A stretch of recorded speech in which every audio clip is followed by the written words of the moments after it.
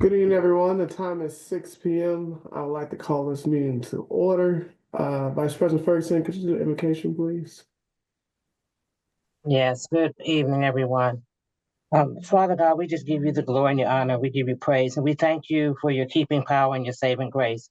And Father God, we ask that you would bless everyone that's in participation of this meeting tonight and all the citizens of Glenarden. And Father God, we ask that you grace us with your wisdom and with your counsel and your direction. And we ask for unity and productivity and your peace to be present in this meeting tonight. We give you all the glory, the honor, and the praise in Jesus' name. Amen. Amen. Um, Everyone, this meeting is being recorded. Um, this is a last minute emergency meeting, so there was not an agenda posted, but tonight we're going to be discussing just the topic of elections, the upcoming elections for the city of Glenarden. And Karpinski, since there wasn't anything posted, is there anything formal we need to do to adopt the agenda? No, there's nothing formal you need to do. I think we Okay. could just jump right into the discussion and I can answer whatever questions people have. Okay. All right. So this um, platform's been created because there have been a lot of questions. So this is an opportunity to speak with our attorney as it relates to the elections, and give the community an idea of what's going on and what is going to happen. Um, with that being said, I will say that there are two election board members who resigned. Richard Royal Montgomery and Pat, I forgot her last name, Vice President Ferguson. Dennis. Dennis. Those two individuals resigned from the election board, and that's where we are now. So, with that, I know we only have a small amount of time of Mr. Karpinski's time, so I will turn it over to him to give us a status of where we are, and then open the floor to council members for questions. Okay. Mr. Thank Karpinski. you. Thank you, Council President Curtis. Good evening. So as you may recall, 4 years ago, there was an executive order that was in place that was signed by Governor Hogan that allowed municipalities the opportunity to change their election date. They were given some flexibility. That executive order has, however, expired, and the election is set by the charter. And the only way that you would be able to change the date of the election would be to get a court order to go ahead and change that actual date. And I have no assurance that a court would grant that kind of relief or when they would grant that kind of relief.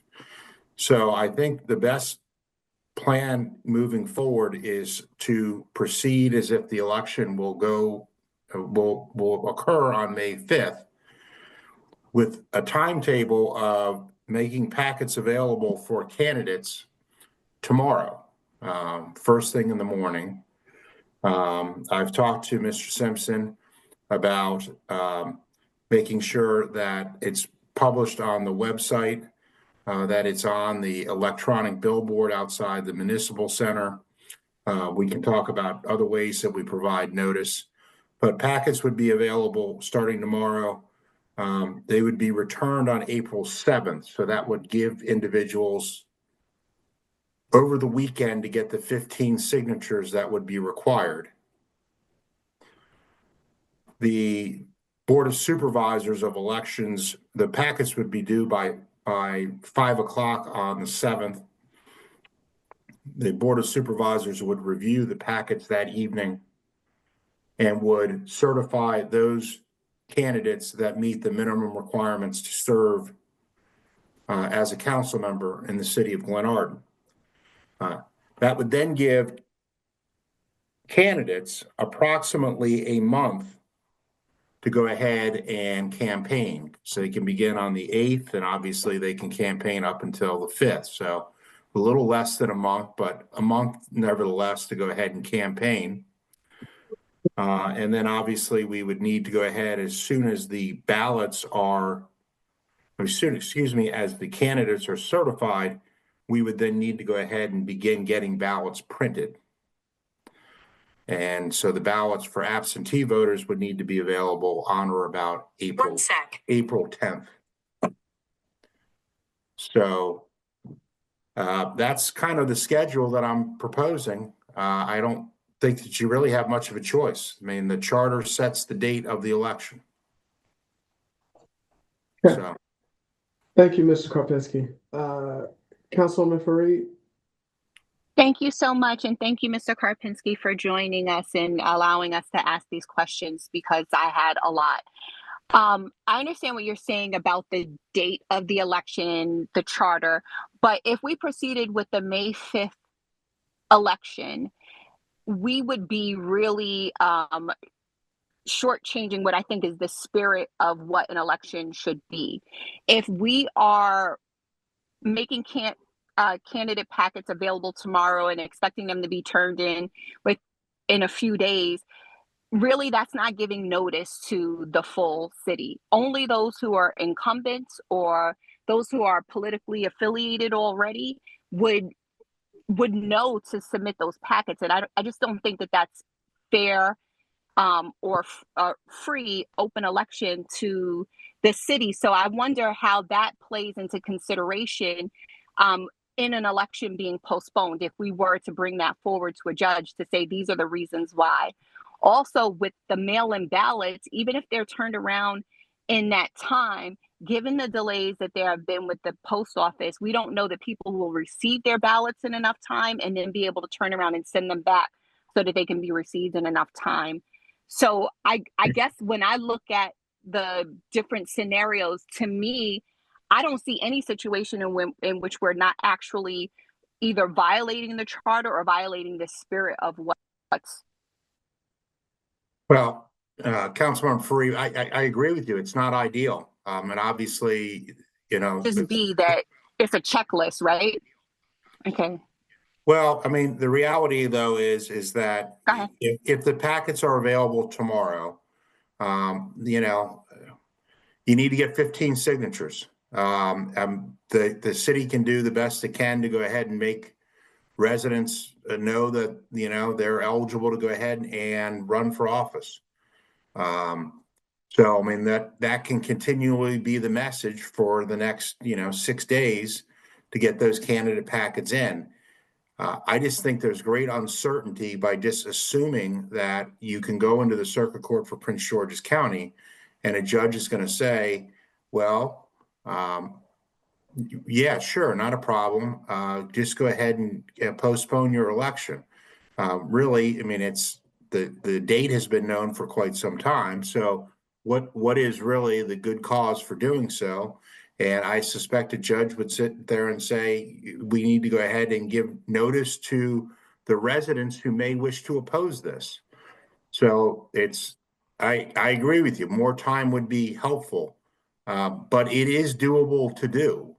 And I think the city needs to focus as much as it possibly can on getting it done as quickly as possible. I just got off the phone with the election director for Prince George's County, which we're then supposed to speak again tomorrow.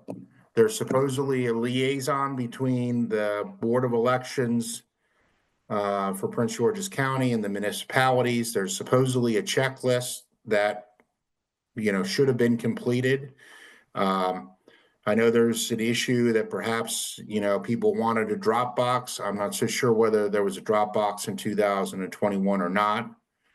But we may have to secure one. But you're right. But we're gonna have to, my recommendation is we move quickly.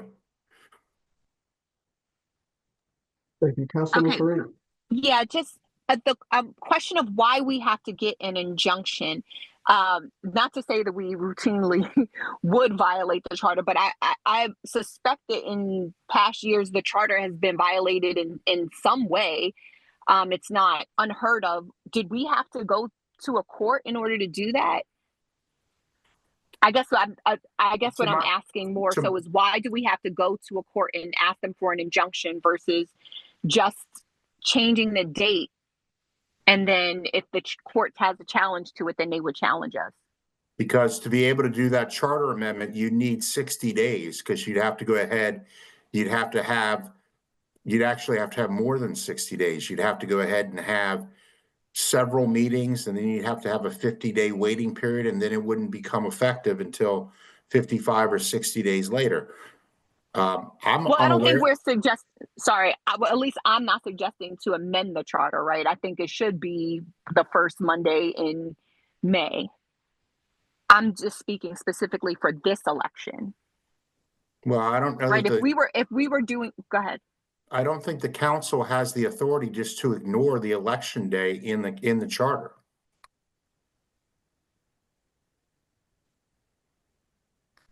I don't think the council has that authority. And what of the fact that we don't have 2 members of the Board of Elections? So now we don't have 10 members. Well, you've got 8. You know, the case law is pretty clear in Maryland that even on federal and state elections, you're supposed to have 4 election judges, but the poll's open.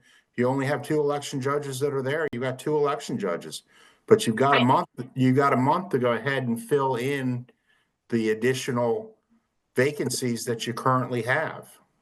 Right, but if we proceeded with the 8, wouldn't that be the council taking the liberty to violate our charter? Because the charter does say that it has to be 10. There's supposed to be 10, but I don't know that I would compare that to simply missing the date that's supposedly set for the election. Well, I mean, I guess I'm not suggesting we just do that arbitrarily, but we're doing it with rationale for why, so that we can ensure that everything is done, the procedural things are done in accordance with the charter, to ensure that people have access to vote and that candidates who are interested have access to know that it's even available to them to be able to run. I feel like those 2 things are more important. And I'm certain, you know, I'm expressing my opinion. Anyone else can, you know, express theirs. But to me, that is more important than a date, to ensure that our election is free and fair. I feel we will get challenges even if we pursued with the May 5th date. I do see that there could be challenges to the fact that we're doing this in such a rushed manner. And now the reasons why we're doing it in the rush manner, you know, that's another discussion. But the fact is, we are where we are right now, and we don't have even a full election board, which is also a requirement in our charter.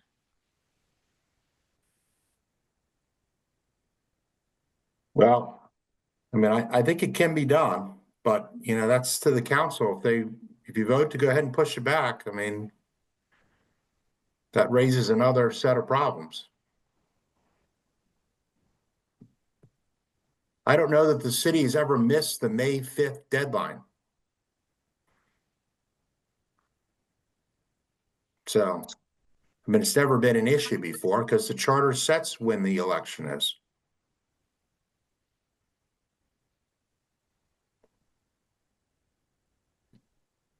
All right, Councilwoman Jones.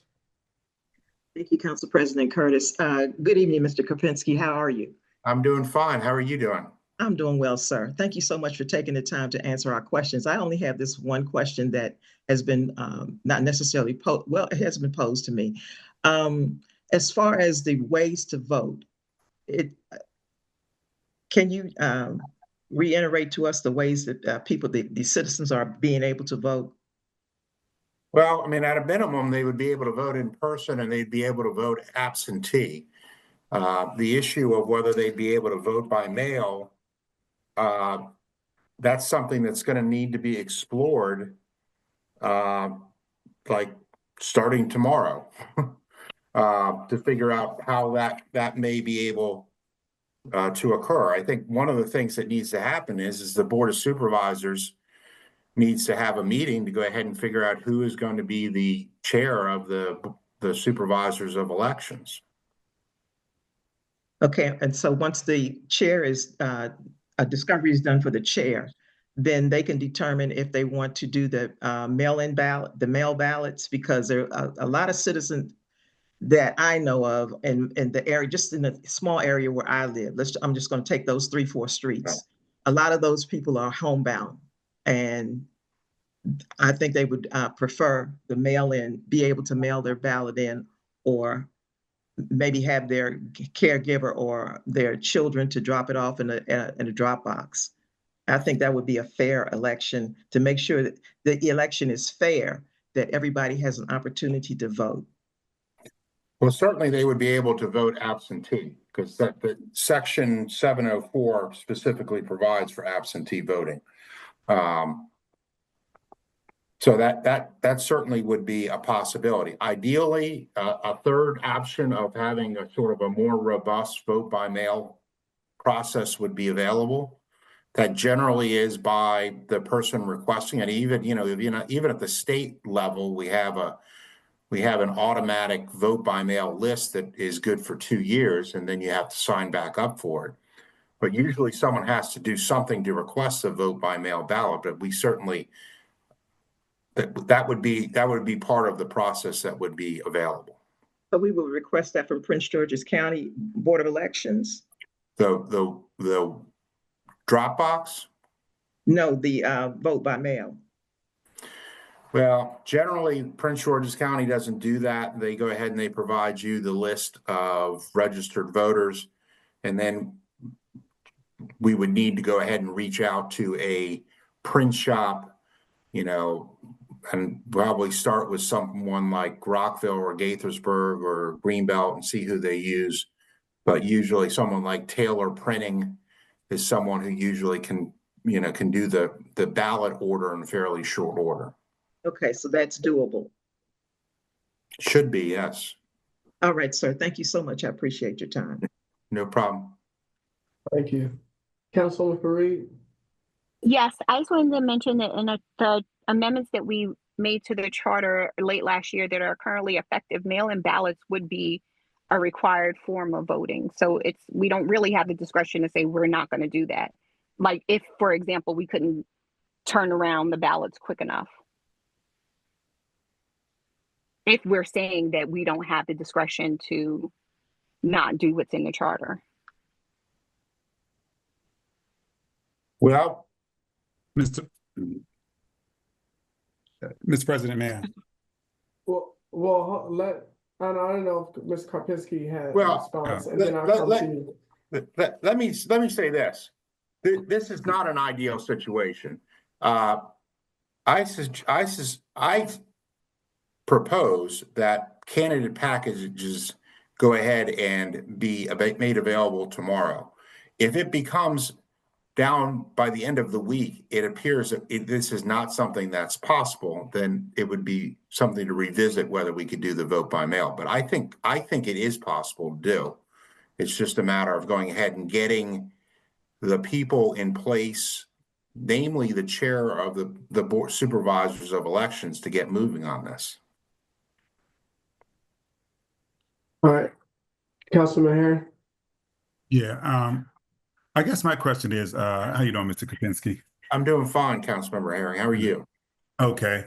I mean, our charter says how we should vote. We should vote in person, and you can vote by absentee. It gives you the option to request a mail-in ballot if you choose to have one.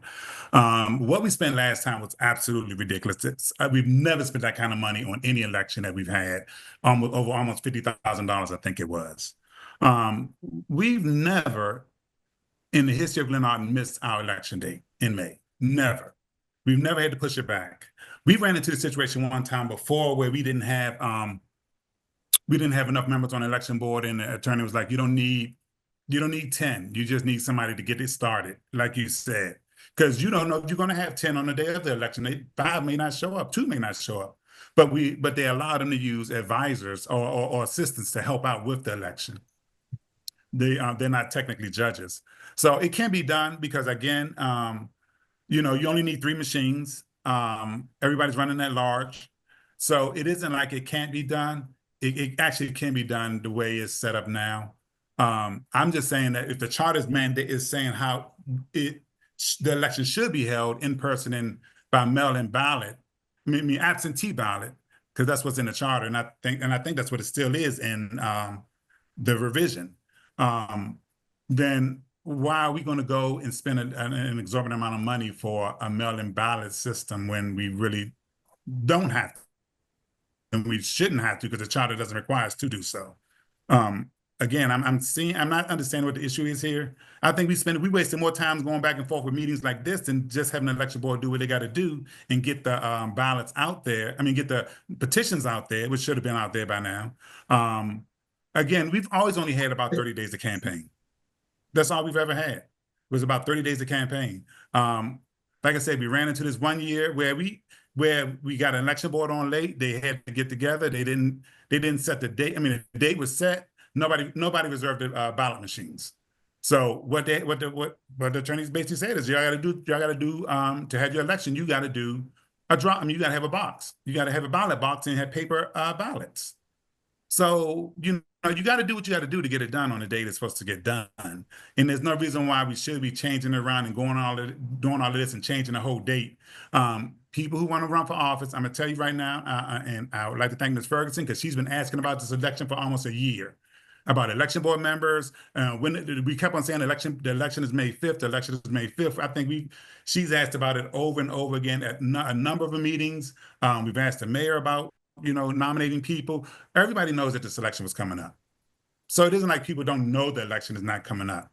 If you're not in, again, I'm a big proponent of putting stuff in paper, but, a lot of the council always thought social media was the way to go, so if it isn't out there, because we're not putting it out there in the newsletters and putting it out there when it's coming out there, when it's coming up, then that's on us.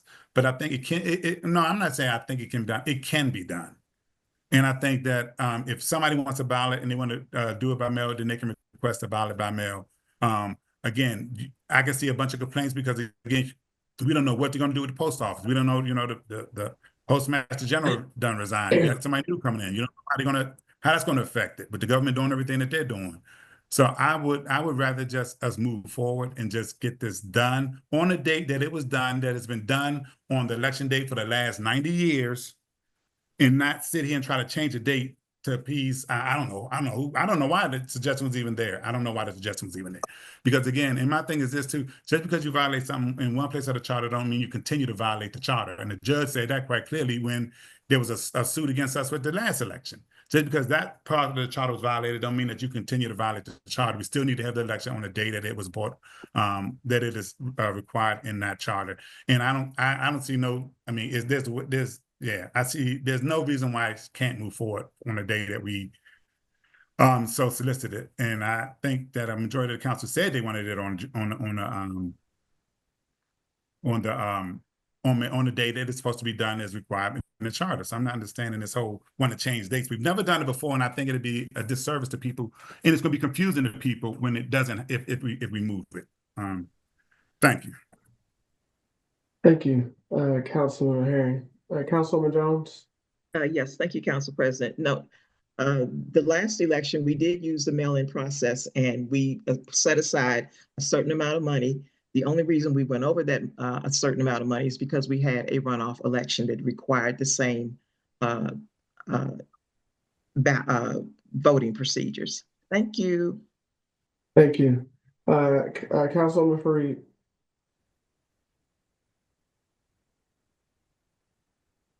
Councilwoman Fareed? Sorry, I couldn't come off mute fast enough. I think that what we saw in the last election, because we did allow mail-in votes, was a significant increase in engagement. And I think that that's what we should be aiming for. Ultimately, a delay in an election would just be something procedural, but disenfranchisement is permanent. That means that people don't have an opportunity to voice their, put forward their voice in this election if we proceed this way in this rushed manner without any allowance for time for people to be made aware and to do what they need to do. So again, if people are paying attention to every single meeting we have, which is obviously not the case, we know that to be just by who participates in the meetings, who we see in the rooms, it's not the majority of the city. I did ask for Mr. Karpinski to attend so that we could ask questions and have this discussion out in the public so that we can all understand what are the implications of us continuing or with the May 5th date versus delaying and doing it at a later time, allowing more information to be shared across the community for people to be able to participate. But ultimately, if that's not what we're going to do and we're going to proceed with the May 5th date, then that's what we do. But at least the public has heard the rationale for why we are doing what we are doing. Thank you, Council President. Thank you. Mr. President, Sure. yeah, let me just say, last time, the only reason we did mail-in ballots last time was because of COVID. That's the only reason why we did mail-in ballots. Other than that, it would have been the standard in-person or absentee ballot like it's been for 66 years or 75, 70s, whatever years, 76 years. So that's the only reason we did it then. And again, I think it should stay like it is, like it has always been. In changing the date, you know what? My thing is this again. People know when election day is. People who lived in this community all these years know when election day is. You got notices out there now saying that election is on May 5th. You got a month to go for people, and you're not disenfranchising anybody. Anybody that want to vote is going to vote. We've had a presidential election. We've had an election, a primary election for a county exec. We've had the first Black female run for Senate, U.S. Senate in the state of Maryland. We've had a at-large position opened up in the county that we had to vote on, and that was in the last 6 or 7 months. So if nobody hasn't voted, no one hasn't voted or is not registered by now, they're not going to be registered at all. So I don't think you're disfranchising anybody. Disfranchisement, if we want to talk about it, is when you go to an all-at-large system, but that's another story. So we did talk about disenfranchisement with one moment, and then the next moment we disenfranchise people based on the way you distribute the votes out here. So again, I think it can be done. I've seen it done. I've seen us get down to the wire. I've seen us have an election board with 5 people on it, and they got it done. I've seen us have an election board with 6 people on it. They got it done. I've seen an election board with 10 people on it. They got it done. So it isn't like it can't be done. It can be done, and it isn't being rushed. You still got the only thing you got is what you certify the names on Monday. They still got 30 days to prep for the election. So I'm not seeing what the rush is. I don't see where the rush is coming from. And you got 30 days to advertise the election. So there is no rush. And I think a judge is going to look at that and say, you didn't have no rush. The only reason you got a rush is because you're having meetings and you're not moving on anything. That's the only rush is going to be, because right now they got 30 days, and it doesn't take 30 days to get this election going. It really doesn't. Right now, we got the machine. I talked to the clerk. The machines are on hold, so you got the machines. Okay, we just need to get the information packets and get the information packets and get certified so that they can do the ballots. That's it. Then they can put it on the ballot machines, and you can come in and vote if you want to vote. If you don't want to vote, you got more than an opportunity right now. We're talking about it. They can put out there now, and if you want to vote absentee, reach out to the election board and they'll get you a ballot. Simple as that. But to spend $50,000 like we did last time, that's outrageous. That's entirely too much money to be spending on an election. All right, thank you. All right, Councilwoman Jones. Council President, and to clarify, all of the last elections that we've had that Councilman Herring mentioned, they were also mail-in ballots. The last election that we had in Prince George's County was for the county exec, and those were mail-in. The electoral got an opportunity to mail in a ballot. Thank you. Thank you, Councilwoman Jones. Mr. President, may I? Yes, Councilman. Let me just say, we're not talking about the county, we're talking about the city of Glenarden. Of course, they did mail-in ballots. They did mail-in ballots for that, but they didn't do all mail-in ballots. Everybody didn't get a mail-in ballot. I didn't even get a mail-in ballot on the election before that, because I'm not on that list. I had to go in and vote. So everybody did not get mail-in ballots. I can tell you that right now, because I did not get a mail-in ballot. Thank you. Well, again, mail-in ballot, mail-in ballots and absentee ballots have largely been commingled, because many years ago, absentee ballots, you needed to have for cause for why you can't vote in person. And about 15 years ago, that was removed, and you didn't have to have an excuse to request an absentee ballot. And then when COVID had happened, everyone got mailed a ballot, and we started using the phrase mail-in ballots. But now you got to request a mail-in ballot, which is basically functionally the same thing as an absentee ballot, because you actually have to go ahead and request that you need to go ahead and get one. So if people want a mail-in ballot, they certainly can make a request for one. In terms of a drop box, I understand there's some interest in having a drop box. I'm not sure. Was there a drop box in 2021? Yes. Okay. And I don't know if we got that from Prince George's County or not. I don't know. You have to speak with Mr. Royal Montgomery. I don't know where we got it from. And he's actually on the call if he wants to answer. Mr. Richard Royal Montgomery. You should be able to. Do you know No, where we got the Dropbox from last time? We got the Dropbox from another vendor because it was less expensive. Prince George's County charges over $2,500 for a box. Okay.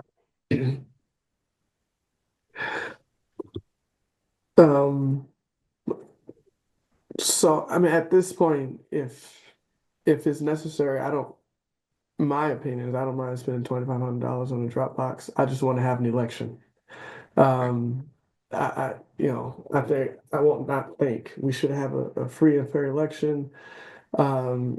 Karpinski says it can be done, so let's just move forward with it. Everybody has their opinion on how it should be done.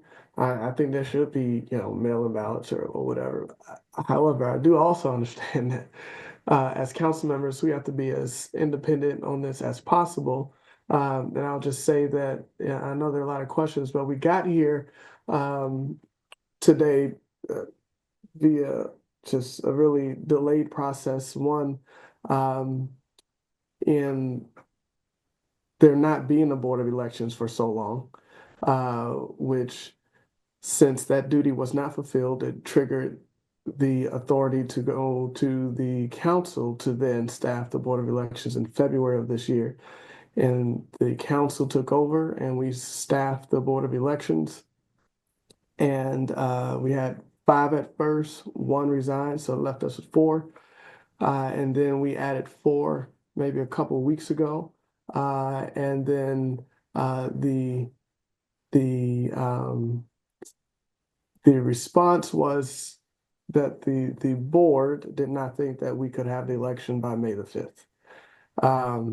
And with that, I think we have 2 resignations of board members. And now I think we're down to 6, if I'm not remembering. Well, if I can count, 8 minus 2 is 6. And so now we're here. I think that just want to say thank you to all the volunteers that stood up to be on the Board of Elections, and respect any decision that whether they stay on or resign, whatever decision they make, because they volunteered to do this service. So with that, Mr. Before I open it up to just citizens, are there any other? Well, I guess Mr. Roy Montgomery was the chair, and and now it's no longer the chair. So I guess he does have a right to speak in this meeting. So, Mr. Roy Montgomery. Thank you, Council President. Good evening, Council members, Mr. Karpinski. I just wanted to make a few comments on what's been going on, why I resigned as the supervisor, and speak to the 2021 election and now the 2025 election. The 2021 election, yes, we understand, that yes, things changed.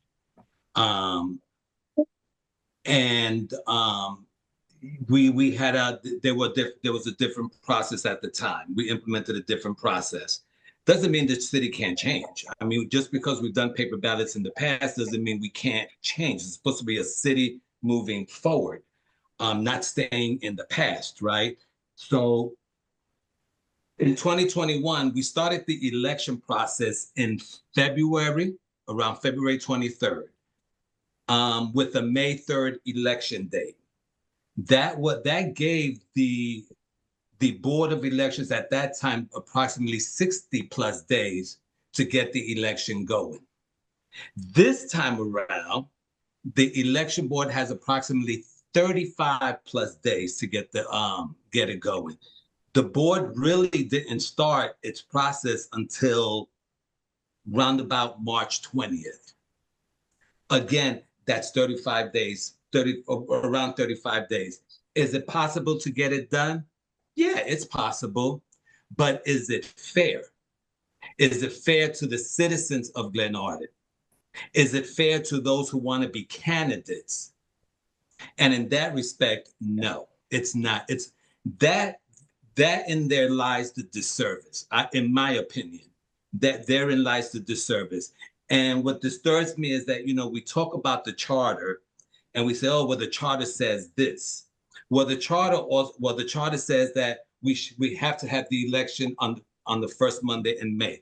The charter also says that there should have been an election board appointed by the first Monday in February.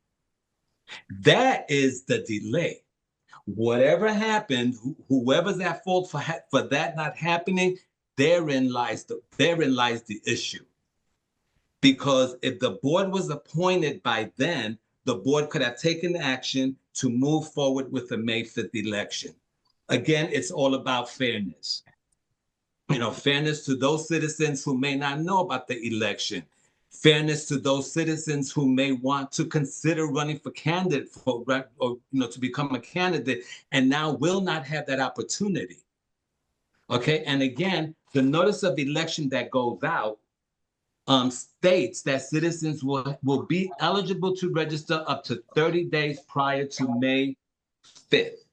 That's not going to happen because this notice of election is going to go out, and by the time it does go out, that date will be passed. And again, that's unfair to the citizens. That notice will also tell citizens how they can become a candidate.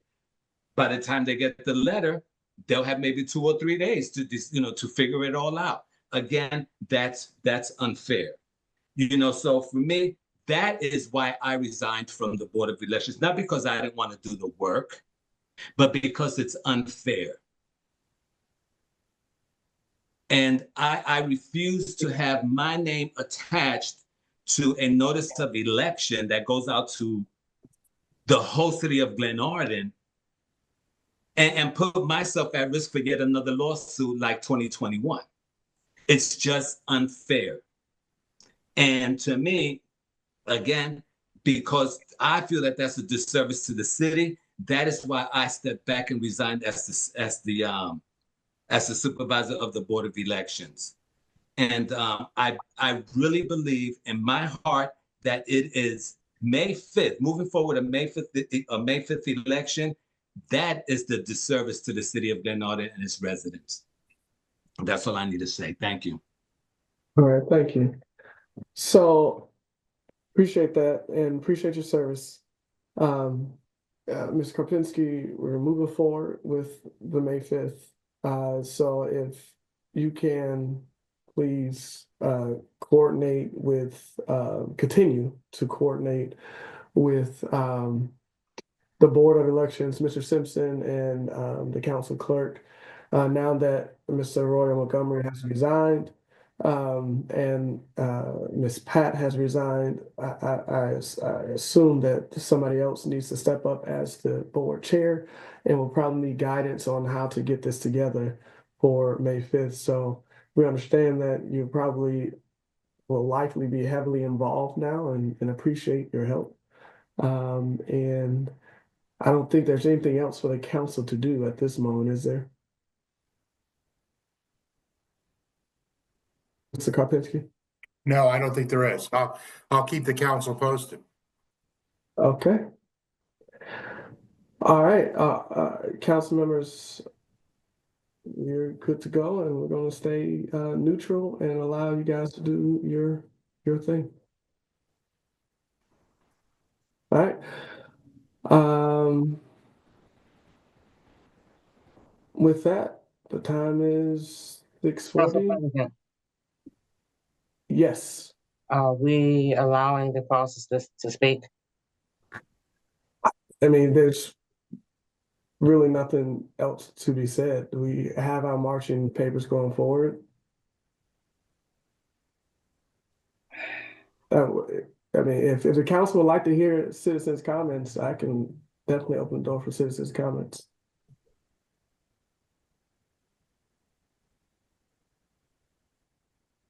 All right. With that, the time is 6:40. This meeting is now adjourned. Thank you.